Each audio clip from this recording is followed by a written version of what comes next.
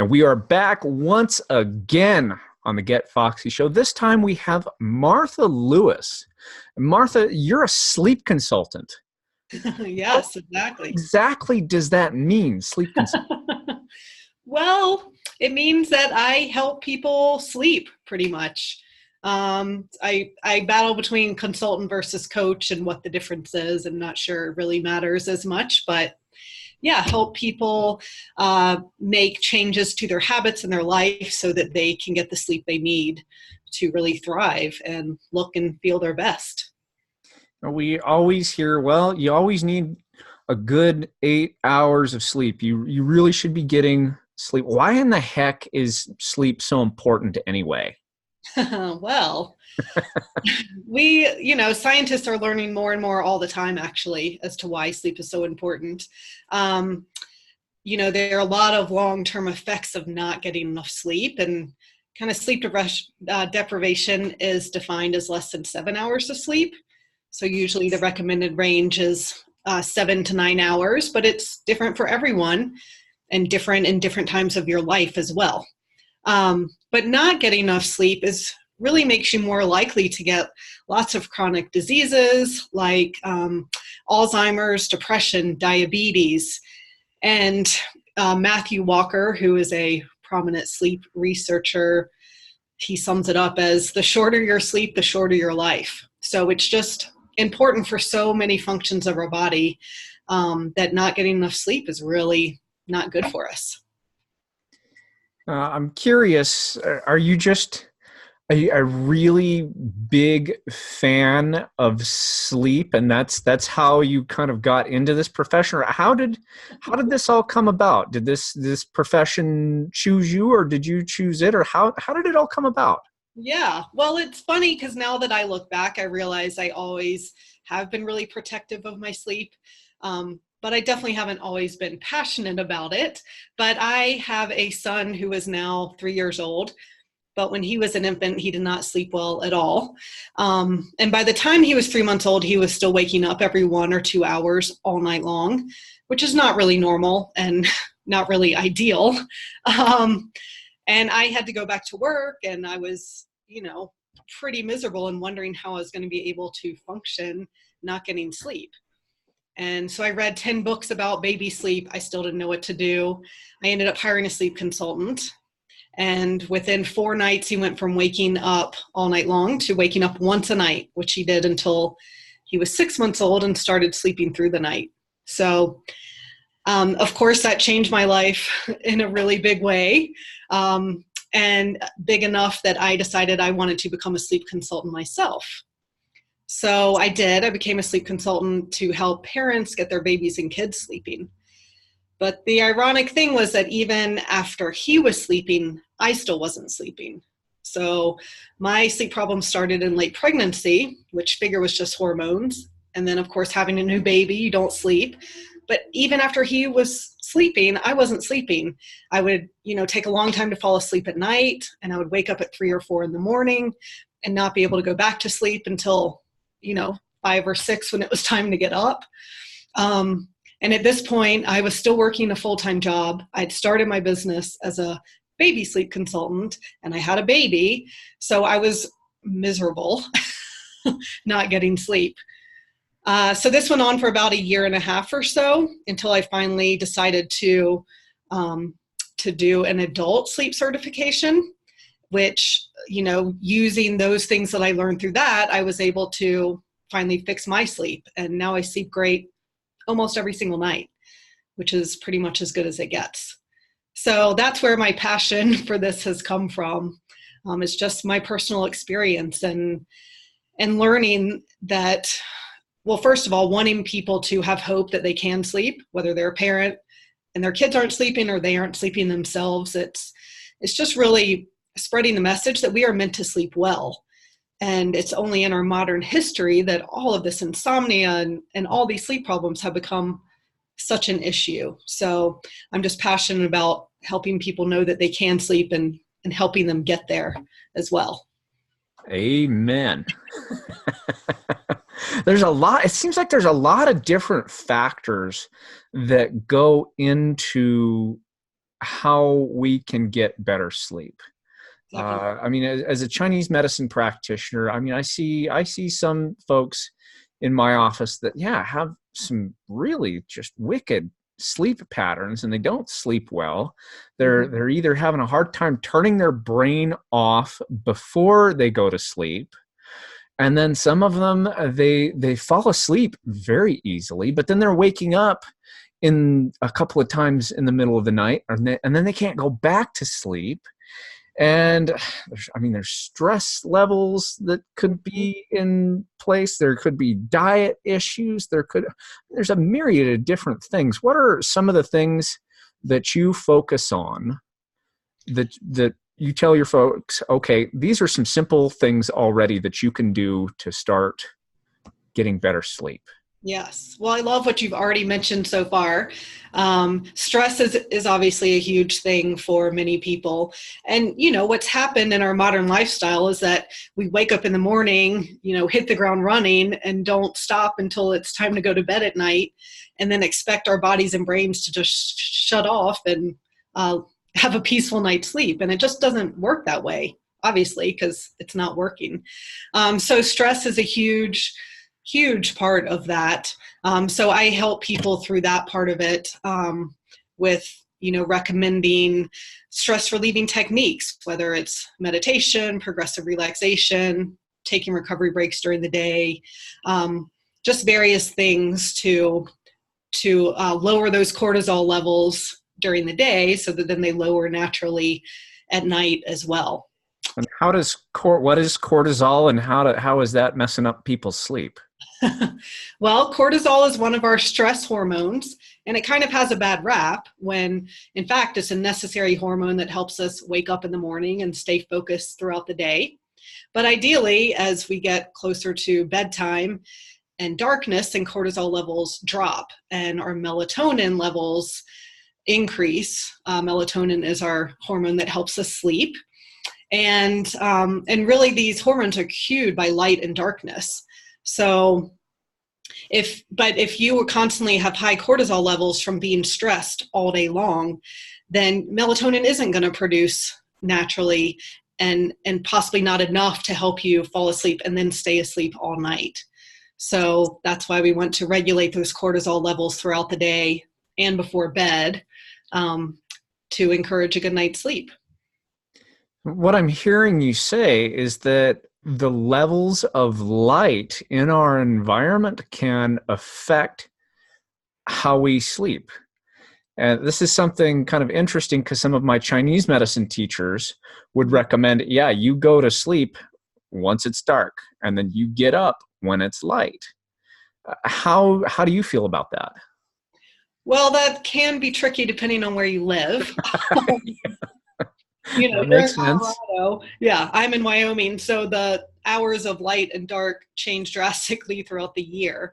But it's true that, before the invention of the light bulb, less than 200 years ago, we tended to go to sleep, according to the sun. So there wasn't much to do after dark.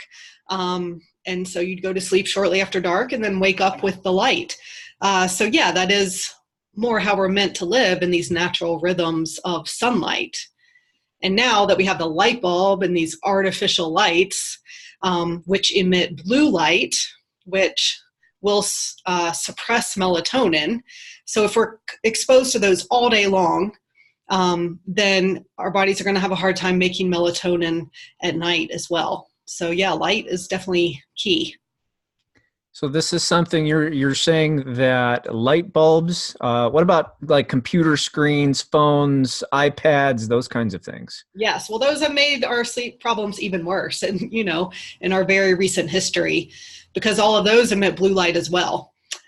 So if you're constantly looking at your phone or watching TV or whatever it is, working on your computer until late at night, then you're going to have a hard time falling asleep and staying asleep, for sure.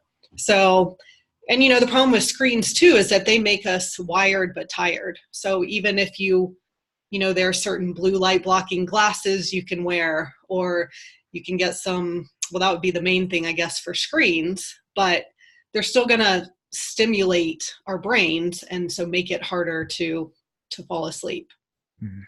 So how do we remedy that? Well, I like to suggest a power down hour, I call it. So this would be about an hour before bed, is not being on any screens, and instead doing some relaxing activities that don't involve screens. So whether that is reading a book or taking a bath or listening to an audiobook or stretching or having a conversation with your spouse at the end of the night or whatever it is. Doing any of these relaxing activities to wind down and avoiding screens that hour before bed can make a really big difference. You mean I actually have to talk to my wife before I go to bed? I'm not saying you have to. You don't want to be arguing before bed either. So, Oh my goodness. yeah. Well, Martha, I'm going to change this up just a little bit here. I'm going to ask you the question I ask all my guests. All And right. that is Foxy. What does the word Foxy mean to you? What does being Foxy mean to Martha Lewis? Well, I would say my definition has changed in the most recent years as I like to think I'm becoming older and wiser.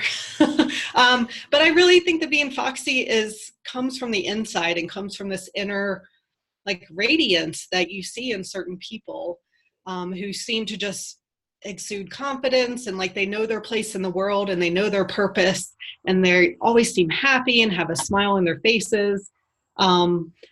So that's what I see as foxy these days. It's not necessarily being all made up or false in any way. And of course, getting a good night's sleep is going to help you feel that way, right? Like it's hard to feel vibrant and have your eyes sparkling when you're constantly tired. So I think that kind of goes hand in hand with what we're talking about as well. I sure would think so. When it comes to sleep, it really does. I know with the sleep deprivation that I went through, especially with my first son, I don't think he slept through the night. Geez, he might have been a year old or more before he finally No. started kind of sleeping through the night. And I know that it took a solid toll on just my demeanor. Right. I mean, I was shorter tempered. I didn't feel like I had as much energy to give to people as I was treating them. And so, yeah, I mean, this is big stuff. Yeah. Out of all the people that you've worked with, what are some of the most common questions that you get, Martha? Well, so another piece of the puzzle that I work with people is their mindset on sleep.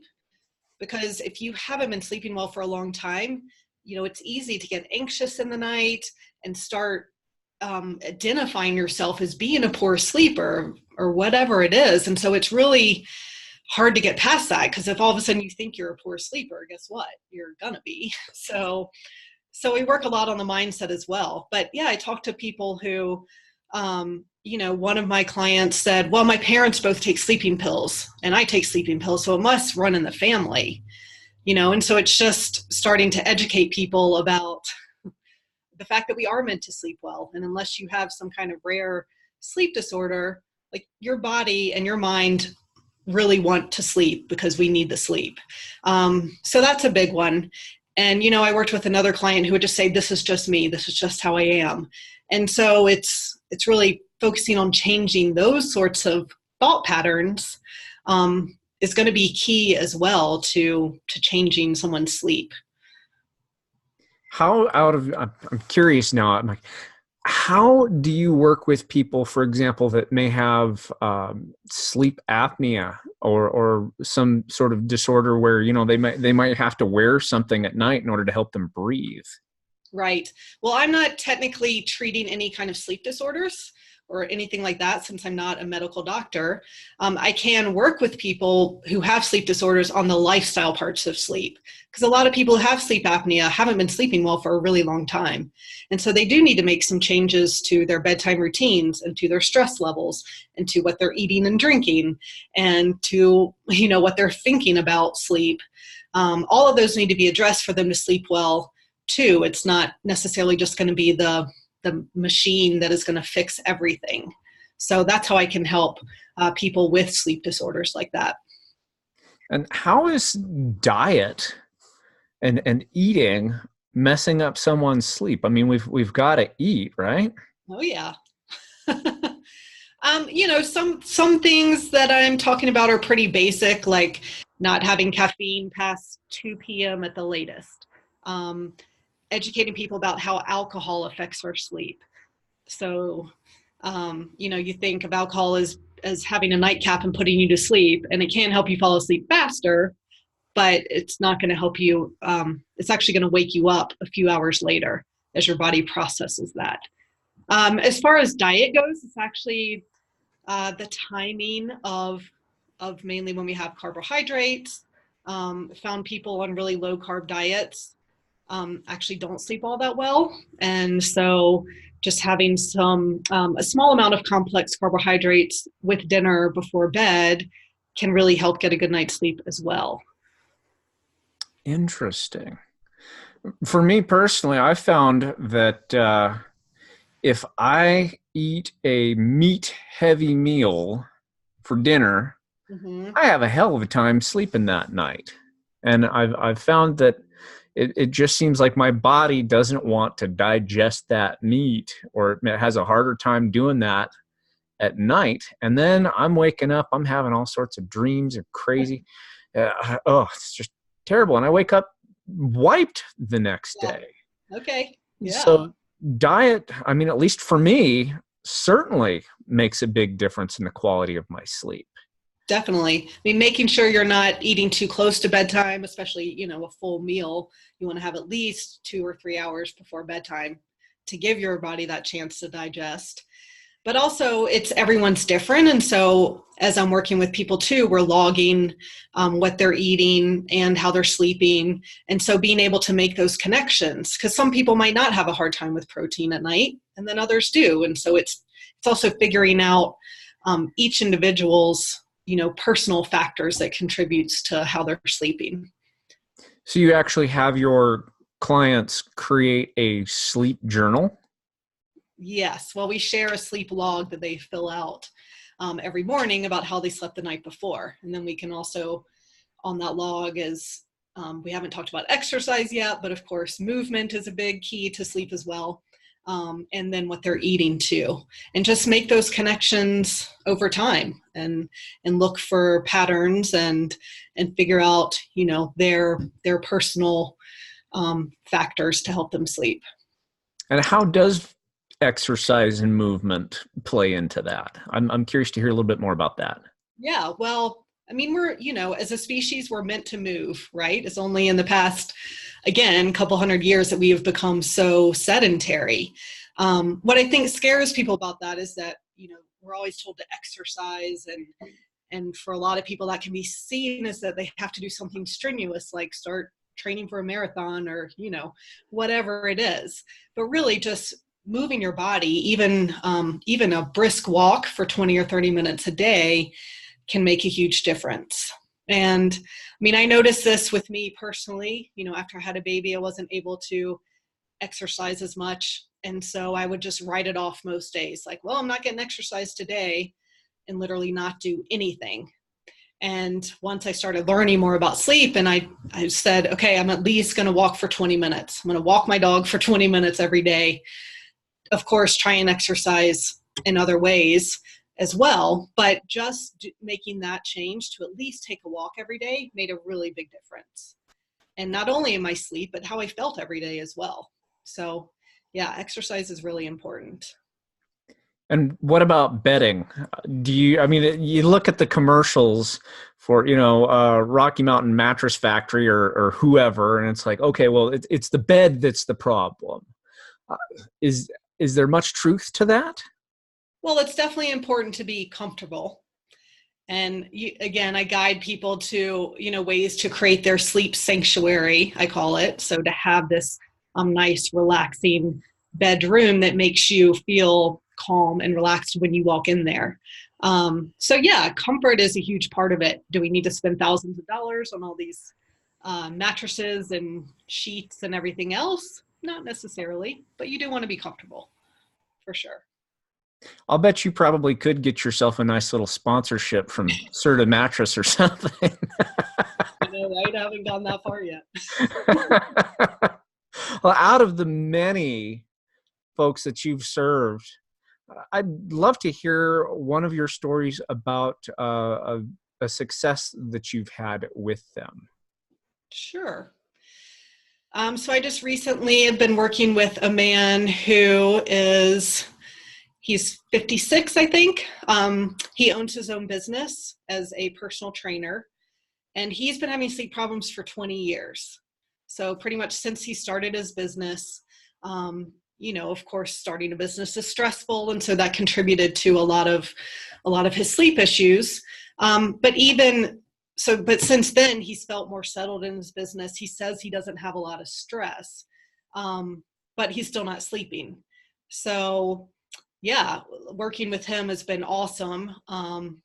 Mainly, he's been very open to everything that I've been recommending, which is huge. But yeah, what I focused on a lot with him was stress relieving techniques. Even though he said he wasn't stressed, he had all the signs of really high cortisol levels because he was waking up at, again, 3 and 4 in the morning, not being able to go back to sleep, taking sleeping pills, pretty often. And so but he wanted to change, and he wanted to get off those sleeping pills and figure it out. But yeah, it's hard to reverse 20 years of that.